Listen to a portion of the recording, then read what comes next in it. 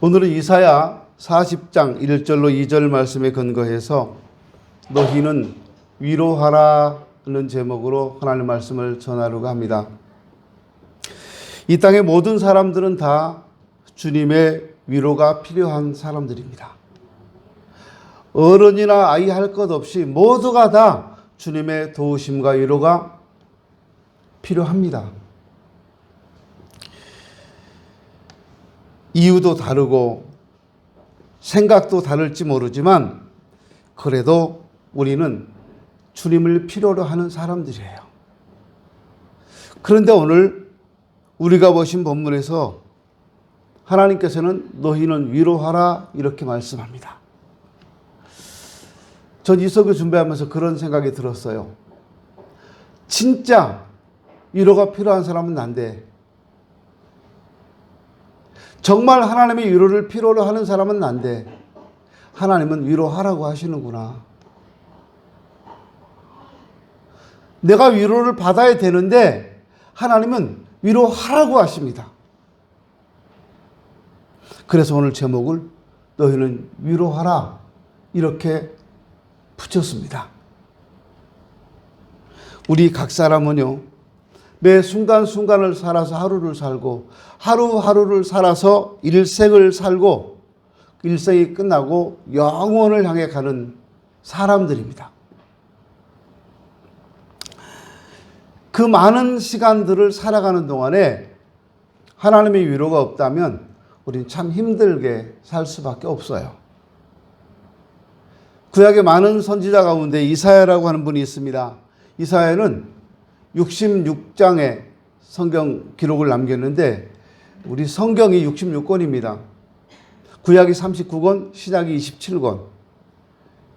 그래서 많은 목사님들이나 성도들이 전화번호를 3927 그래요. 안 잊어버리려고. 3927. 구약 39권, 신약 27권. 근데 이사야는 66장으로 되어 있어요. 그리고 전반부, 후반부로 나뉘는데 전반부가 39장까지예요. 1장부터. 후반부가 40장부터 66장까지 27장으로 되어 있습니다. 전반부 39장, 후반부 27장. 성경하고 비슷해요, 구조가. 그리고 40장은 바로 구약 속의 신약이라고 불리는 그런 성경입니다. 39장까지는 하나님께서 이스라엘 백성들과 열방 백성들의 죄에 대한 책망과 심판에 대해서 말씀합니다. 불의와 모순, 전쟁과 고통으로 신음하는 백성들과 그들을 그와 같은 고난과 고통 속에서 구원하실 분은 오직 여호와 하나님 한 분뿐이다. 이 이야기를 하고 있어요. 그리고 40장부터는 장차 끌려가게 될 바벨론 포로, 그 포로지, 그 땅에서 다시 유다 땅과 예루살렘으로 돌아올 회복에 대해서 예언하고 있습니다. 장엄한 회복의 노래를 담고 있죠. 뿐만 아니라 때가 되면 인류를 죄에서 구원하실 하나님의 아들이 메시아로 이 땅에 오셔서 천하 만민을 저들의 죄로부터 구원하실 구속의 날, 은혜의 날이 다가오고 있다는 사실을 선포하고 있습니다. 이사야의 입을 열어서 말씀하신 이 모든 말씀들은 70년 바벨론 포로 생활로부터의 회복은 물론이고 그 후 100년, 150년 후에 포로의 땅에서 연이어 되돌아오는 이스라엘 백성들과 그 자손들의 회복에 대한 말씀이 담겨져 있습니다. 뿐만 아니라 메시아로 오실 예수 그리스도를 통해서 누리게 될 택한 바들의 구원과 감격과 기쁨, 찬양과 경배, 그 영광스러운 구원의 축복을 예언하고 있습니다. 그렇습니다. 하나님을 믿는 우리 모두는 매 순간 주님의 위로가 필요한 사람들입니다. 그런데 하나님께서는 너희를 위로하라 이렇게 말씀하세요. 하나님, 나 좀 위로해 주세요. 내가 세상 살면서 얼마나 힘들었는데요. 얼마나 시달리고 살았는데요. 가족들로부터 시달리고 직장에서 시달리고 일로부터 시달리고 세상으로부터 시달리고 얼마나 시달렸는데 나를 좀 위로해 주세요. 우리 그래야 되잖아요. 근데 하나님은 그렇게 지쳐있고 힘들어있고 위로를 필요로 하는 우리를 향해서 너희는 위로하라 이렇게 말씀합니다. 너희는 위로하다. 너희가 세상을 위로하며 살아가라. 그런 말이잖아요.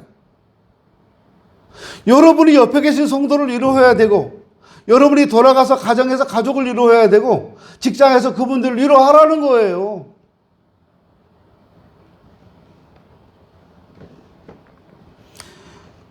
우리가 누군가를 위로하고 반면 누군가로부터 위로를 받는 것은 마땅한 일입니다. 이건 의무고 특권이에요. 고린도후서 1장 말씀 보면 위로라는 단어가 많이 나옵니다. 신구약 성경 중에서 위로라고 하는 단어가 가장 많이 나오는 것이 바로 고린도후서 1장입니다. 우리가 아는 대로 사도 바울은 고난의 사도였습니다. 그는 다메섹 체험 이후에 이방 사도로 부르심에 순종하기 위해서 끊임없이 고난을 극복하고 밀려오는 고난을 감당해야만 했습니다. 그런 그가 나중에 고린도 후서를 쓰면서 뭐라고 말씀합니까?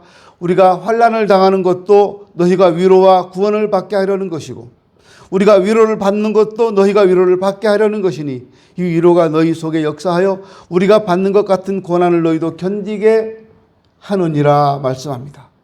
너희는 위로하라 말씀하시는 이 말씀, 너희의 하나님의 말씀을 들으라 라는 이 말씀을 좀 가슴에 새겼으면 좋겠습니다. 이 세상에는 하나님의 실존을 인정하지 않는 사람들도 참 많습니다. 하나님이 있긴 뭐가 있어? 이렇게요. 누가 죽어봤어? 천국이 있고 지옥이 있긴 뭐가 있어? 목사들 지들 먹고 살려고 다 거짓말하는 거라고 그렇게 말해요. 나라마다 민족마다 피조물을 우상으로 섬기는 이들이 여전히 많이 있습니다. 우리나라에서도 국가 행사 때마다 민속이라는 이름으로 온갖 우상 숭배 행사를 하잖아요. 전통이라는 이름으로 무당들 데려가 굿하고 하잖아요. 그걸 무형문화재라고 해서 국가에서 돈까지 지원해 주잖아요. 우리나라 유명한 산들, 좋은 곳은 전부 다 문화재 관람료를 내고 산에 들어갑니다. 그 문화재 관람료가 어디로 들어갑니까? 절로 갑니다. 절로. 돈만 내면 절로 가네. 유명한 산에 가면 다 돈 내요. 문화재 관람료. 거긴 다 절이 있어요. 그 돈은 다 절에서 받아가요. 국가로 들어오지 않아요. 그게 수십억씩이래요. 어떤 데는 수백억일 수도 있고. 설악산 들어갈 때요. 문화재 관람료 내요. 그거 설악산에 있는 신흥사 절로 다 갑니다. 왜 그래야 되는데요? 그래서 문화재 관람료를 폐지하자는 운동이 많이 일어나고 있고 일부에서는 폐지가 되고 있습니다. 근데 이 중들이 뚝심이 센 중들은 끝까지 받아요. 그리고 돈 안 내면 못 들어가게 해요. 산에. 그 산이 지 거냐고.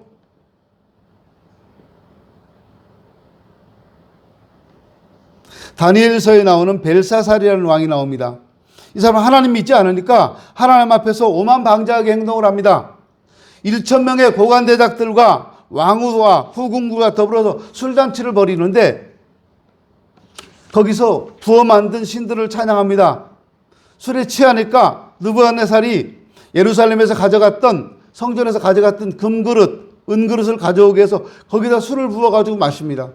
하나님께 제사 드릴 때 사용했던 성전 기물들에다가 술을 부어서 마셨어요. 끌고 간 유대인들과 그 유대인들이 믿는 여호와 하나님을 조롱하는 만행을 벌인 겁니다. 그걸 바라보고 있는 유대인들의 마음이 어떻겠어요? 속이 타들어가지 않겠어요? 그렇게 살아가는 사람들의 의식 속에는 하나님이라고 하는 존재가 없습니다. 그런데 오늘 말씀에 이렇게 말합니다. 너희의 하나님이 이르시되 라고 말씀합니다. 이 말씀에 한번 주목합시다. 너희의 하나님. 예를 들어 봅니다. 대형 기독교 서점이나 대형 서점에 기독교 코너가 있다고 칩시다. 거기 일하는 직원이 날마다 수백 가지의 기독교 서적들을 책장에 정리합니다. 종류별로 다 나눠서 그 중에는 각종 크기와 모양, 겉 표지, 가죽, 색상이 다 다른 성경책도 많이 진열되어 있을 겁니다. 그런데 이 사람이 하나님을 믿지 않고 하나님 말씀을 펼쳐보지도 않고 그 말씀의 위로와 은혜를 나누는 성도가 아니라면 그 많은 기독교 소속들과 성경책이 이 사람에게 무슨 상관이 있겠습니까? 한 달 한 달 때가 돼서 월급 받는 것으로 만족할 뿐입니다. 그러므로 너희의 하나님이 이르시되 라는 말씀은 너희가 믿는 하나님, 너희가 섬기는 하나님, 너희가 따르는 하나님, 너희가 찬송하고 경배하는 하나님이 지금 무슨 말씀을 하시는지 귀를 기울여라, 이런 말씀이에요. 그야말로 지금 우리는 이 정부가 출범할 때 말한 대로 한 번도 경험해 보지 못한 나라에서 살고 있습니다. 얼마 전에, 며칠 전이죠, 어떤 목사님이 저한테 문자를 보냈어요. 목사님, 세금이 너무 올랐어요. 10배나 올랐어요. 의료보험료가 너무 많이 올랐고 또 땅을 좀 그분을 가지고 있는데 종토세가 10배 올랐다는 거예요. 그 제가 다 땅 있는 사람들의 하소연이구나. 난 땅도 없고 집도 없어 세금도 안 낸다. 제가 그랬어요. 여러분, 땅도 없고 집도 없어 세금 안 내니까 속 편하세요? 나도 세금 많이 내보고 싶어요. 근데 하여튼 한 번도 경험하지 못한 나라에 살고 있어요. 혼란과 무질서와 거짓과 부추기는 대립과 갈등 속에서 앞이 보이지 않는 격변기를 우리는 살고 있습니다. 선거철이 되니까 다들 지들이 나라를 위해서 일한다고 그래요. 다 도둑놈들이잖아요. 여러분 보셨죠? 대장동 사건. 화천대유. 지들끼리 수도 없이, 우리 천문학적으로 숫자를 세할 수도 없을 만큼 많은 돈을 해먹었어요. 그리고 국민들 앞에서 자기들은 한 푼도 안 먹었대요.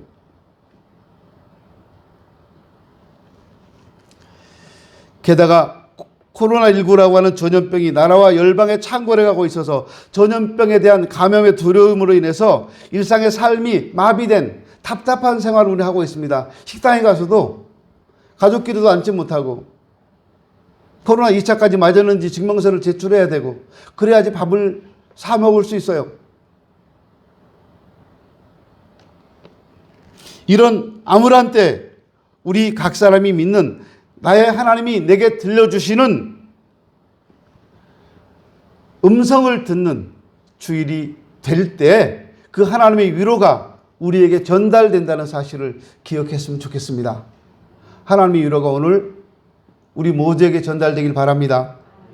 세례 요한 때에 여전히 예루살렘 성전이 있었습니다. 성전 제사도 날마다 이어졌습니다. 성전에는 아름다운 옷을 입은 제사장들로 들끓고 있었어요.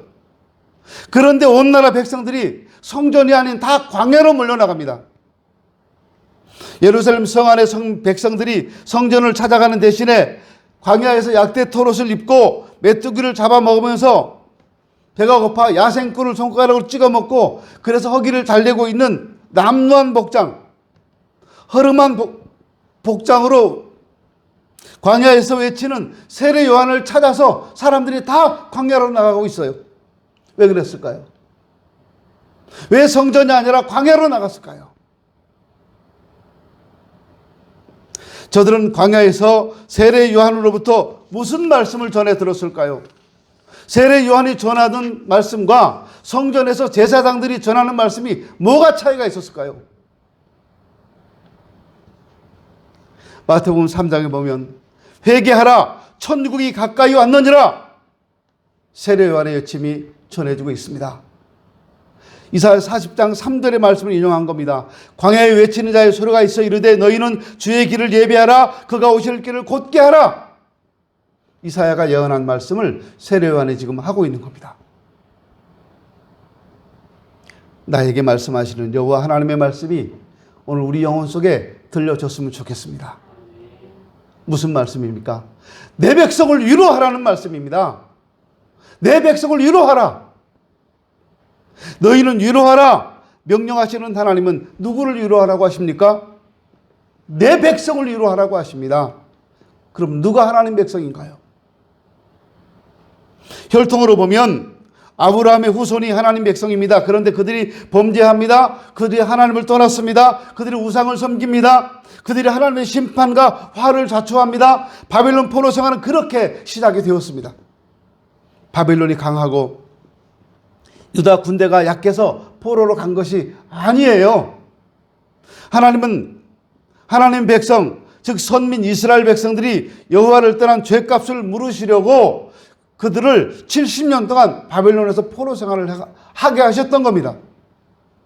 이는 하나님이 하나님 백성을 버리신 것이 아닙니다. 불같은 시험을 견뎌내고 연단을 받은 믿음의 백성들로 회개하고 돌아와서 하나님을 제대로 섬기는 민족을 삼으시기 위해서 그런 거예요. 우리에게 고난이 있나요? 어려움이 있나요?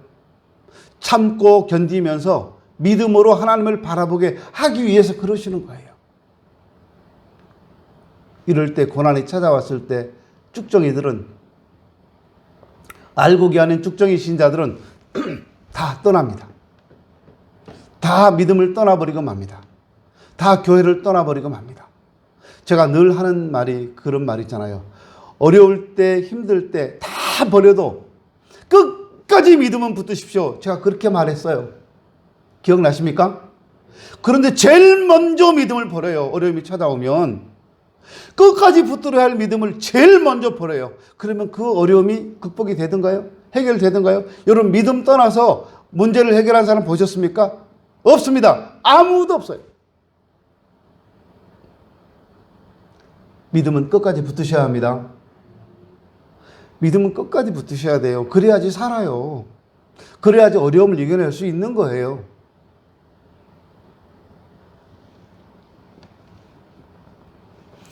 이렇게 70년 포로 생활을 하게 하신 건 하나님의 섭리였어요. 범죄한 그 백성들, 그 중에서 제대로 회개하고 돌아와서 참 하나님의 사람을 삼으시려는 하나님의 마음이었다 그 말이에요. 끝까지 견디는 자는 그래서 구원받았잖아요. 다 돌아왔잖아요.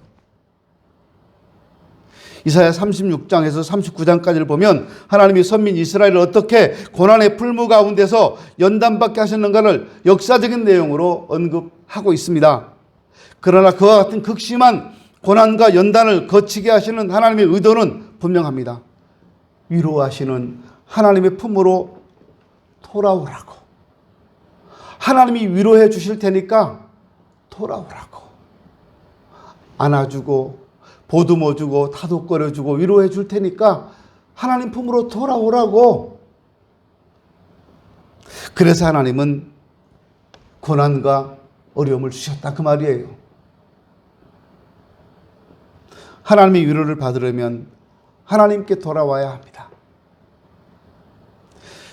집 나가 타국에 갔던 둘째 아들이 거지가 돼서 아버지께 받은 재산 다 날리고 남의 나라에서 돼지 우리에서 돼지가 먹는 쥐엄 열매조차도 제대로 먹지 못하고 아버지의 집을 그리워했잖아요. 용기를 내서 아버지 집으로 돌아왔을 때 아들 대접을 받았잖아요. 돌아오지 않으면 돼지 치는 사람인데 돌아오니까 아들 대접 받잖아요. 유다가 멸망당하고 예루살렘이 초토화되던 그 당시에 이미 여러 해 전에 먼저 바벨론에 끌려간 젊은이들이 있었습니다. 그 중에 한 사람이 청년 다니엘입니다. 그 세 친구 사드락, 메삭, 아벳느고, 이 청년들은 정말 비운의 시대에 청년기를 지낸 청년들입니다. 요즘 우리나라 청년들이 그런 것 같아요. 일을 하고 싶은데 직장이 없어요. 일자리가 없어요. 정부가 만들어 놓은 게 공무원 자리밖에 없어요. 공무원 되기 위해서 피 튀기는 노력을 합니다.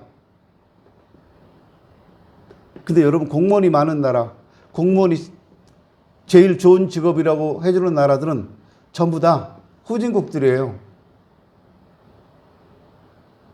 공무원을 최고로 쳐주는 나라들은 다 후진국들이에요. 지금 우리나라는 공무원을 최고로 쳐주잖아요. 공무원만 되면 죽을 때까지 월급 나오니까, 퇴직하면 연금도 나오니까. 근데 가보세요, 여러분. 동사무소 가보고 구청 가보고 시청 가보세요. 그렇게 열심히 노력하고 경쟁을 해서 공무원 된 사람들이 뭐 이거 전부 다는 아니겠습니다만 가보면 주민등록번 떼주고 있고 인감증명 떼주고 있고 그러잖아요. 창구에 앉아서. 그리고 동사무소 사회복지 담당자들 나와가지고 어려운 사람들 찾아다니면서 뭐 갖다 주고 이런 업무 하잖아요. 그렇게 머리 싸매고 공부해서 가서 할 자리가 아니잖아요. 그거 아무나 갖다 놓고 다 할 수 있는 자리예요.